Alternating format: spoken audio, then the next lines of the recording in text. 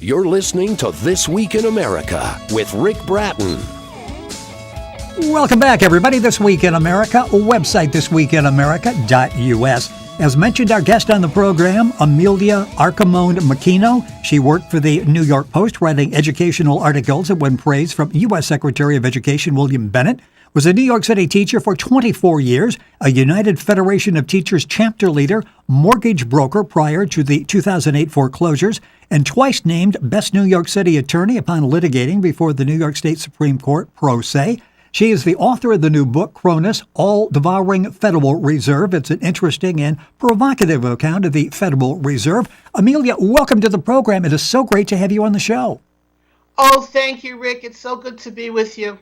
This is such a fascinating topic, and it's something that we all take for granted. We keep hearing about the Federal Reserve, maybe not quite sure how long they've been in existence and what it is actually they do, but we consider them almost a fourth part of government. Let's go back to the beginning on this, to December 23rd, 1913, because really our world changed at that point, didn't it? Yes, it did. It did. And now most people know that the Federal Reserve came in 1913. Woodrow Wilson signed it into law just a few days before Christmas, when people weren't really so much engaged with the government. And that's when, it all happened. But the story that comes before that is that there was a war brewing in Germany. And, there was people were buying, and there was an arms buildup because Germany wanted to expand way back in 1902. So the groundwork for the Federal Reserve was being laid back in 1902. Now, they sent their top economist, Paul Warburg, to Germany. He arrived and he wrote an excellent diary, a journal that I found online through the Federal Reserve, and he documented everything he felt when he arrived in New York, determined to start a central bank. It's interesting because in the book is Kronos, that's Kronos, All-Devouring Federal Reserve. Information available at our website, thisweekinamerica.us. Amelia's website is Arcamone, that's Arcamone, Makinano, Makinano.com. You can link on directly at our website. Her blog is kronosfed.com. A lot of great information there on the book. But you talk about, for 131 years up to this point, the U.S. was thriving. It was doing very well. What was the reason for the Federal Reserve? Why was it implemented in the first place? It was implemented because, first of all, back in those early days when everything was so good and people had quite a bit of money in the early days, then the bankers wanted more money. It's amazing to know that back in those days, a banker was making about as much as a shoemaker. They were just regular guys. And like I said, Germany wanted to expand. They needed credit. We did not have a central bank. Now, the Bank of England was a central bank. And we had two central banks before the Federal Reserve. The first one came through Alexander Hamilton. Now, the first two were different than the current one because they would expire after 20 years. So if Congress didn't like it, they simply would not continue. They would not allow it to continue. We have nothing like that now. With the Federal Reserve we have now, we cannot possibly end it, because if you look at all of our money, our currency is surrounded around the Federal Reserve. If we ended, all of the cash in our hands would be worthless. And you make the point, and the book is Kronos, All-Devouring Federal Reserve, that, in fact, at the end of the book, you've got some 5 common sense approaches that we should do to end the Federal Reserve System and take back the economy. But there are so many negatives in there, and I was not aware of the role of the Federal Reserve in education. And early on, what they looked at education as a big business, didn't they? How did they get involved in education? Well, many of us think that the Federal Reserve, all they do is they raise the interest rates. Yes. However, they are involved in every part of our lives. It happened in 1950. An economist said that instead of the money being for the people, we are for the money. Amazing. Interesting. And that was just before the government inserted itself into education. In 1965, President Johnson signed the ESEA Act, which is the great-grandfather of Common Core curriculum. So what we have is a terrible situation. With the government is a business partner with the Federal Reserve. That happened in 1913. However, in 1965, thanks to President Johnson, the three of them were connected. So by inserting the federal government into education, everything came together at that point. And it's been downhill ever since. And you point that out in the book. And if you just read newspapers, you understand that it's been going downhill. Amelia Arcamone-Makinano is our guest on This Week in America. The book we're talking about is Kronos, All-Devouring Federal Reserve. The book is available all across the country. That's Kronos. You can get information at our website, thisweekinamerica.us, and link on directly. Amelia's website is Arcamone, that's Arcamone, Makinano, Makinano.com. A lot to remember if you're traveling around. You can go to our website, thisweekinamerica.us, and link on and get direct information with that. Let's go back to LBJ in 1965, because you make a case at that point. Again, our world changed dramatically. We sort of lost what JFK set out to do, what Dr. Martin Luther King set out to do. The Civil Rights Movement was set back, and education changed dramatically in the country. Talk a little bit about that, because you talk a lot about things really started going downhill, as you mentioned at that point. Yes. Well, under JFK, he downsized the government, and he was very good with the economy.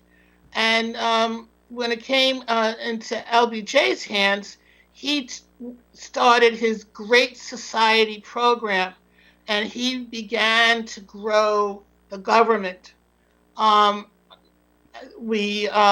That's the national debt started to go up once again. And it was brought down, by the way, in the 1950s, just before JFK. We had a terribly high national debt because of the Korean War. So, however, when JFK, he nicely cruised the economy through, but LBJ grew it. Why did he do that? Because the Federal Reserve wants a very high national debt. It does and that's what shocked me. Everyone talks about, we have to reduce the national debt. Actually, I was able to read the minutes, and every time the national debt went down, the Federal Reserve board members were very nervous, and they do not like that because they make more money. The banks make more money when the debt is high. The poorer we are, the richer the banks become, because we have to borrow their money and pay the high interest rates. It's a racket. It's really a racket. It really is. And in the book, Kronos, All-Devouring Federal Reserve, you go back to the original intent, the founders of the Constitution, and they were real wary about mixing the linking education and big government. This was something almost that they could foresee happening, and they tried to make arrangements and to set up the government so it wouldn't. Yet it was established, as we mentioned, back in 1913. Talk about the members of the Federal Reserve. One of the initial members was John P. Morgan, and of course we know that name from financing. This is sort of a mysterious group, at least to most of us. How were they appointed? Well, J.P. Morgan himself wasn't appointed, but his people were put into place. And they, by the way, the ones who were in power are the same ones who were determined to be gangsters, because how they, all right, we have to go back to 1907. They orchestrated in 1907 a depression. And to this day, the Federal Reserve says, well, we were created so there wouldn't be any more depressions like 1907. But it came out later that J.P. Morgan and his group orchestrated that depression. So they had certain people who were their puppets, and they put them on the board. But actually, it was just a scheme.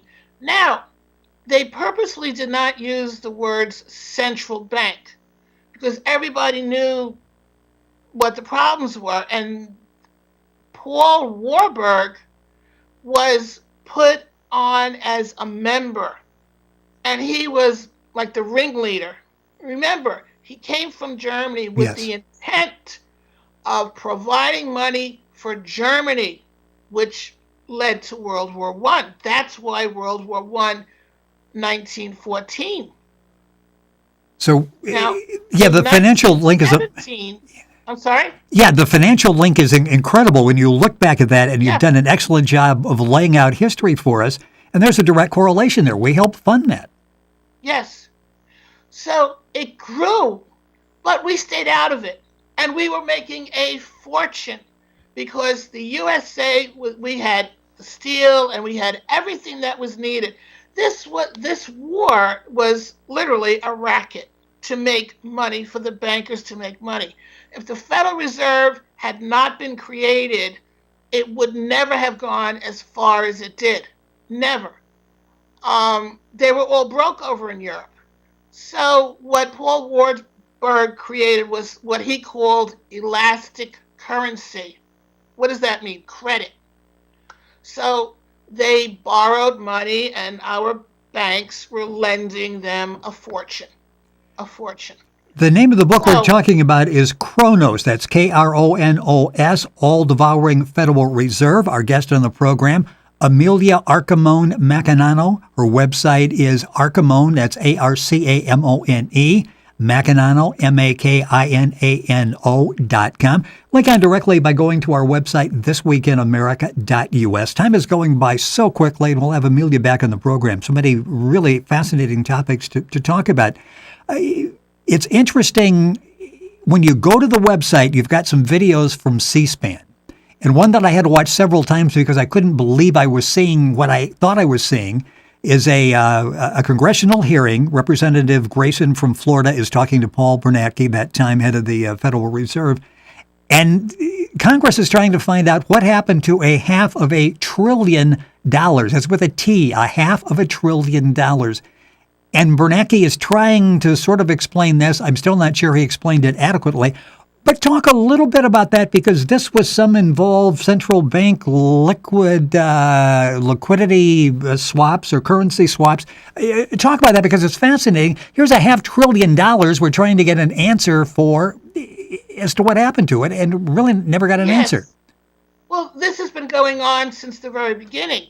And by the way, the reason why this book is so different from all the others is because I found a way to take a look at all of the minutes and what's called the Federal Reserve Bulletin. So this comes directly from the Federal Reserve. I didn't go to other books written, on the Federal Reserve. I went straight to the source.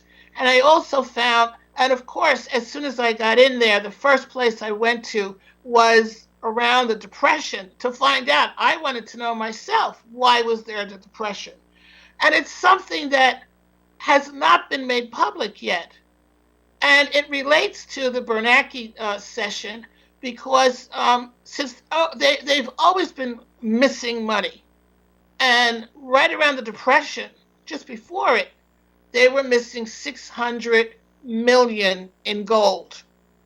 Wow. Yeah. Okay, and this never came out before.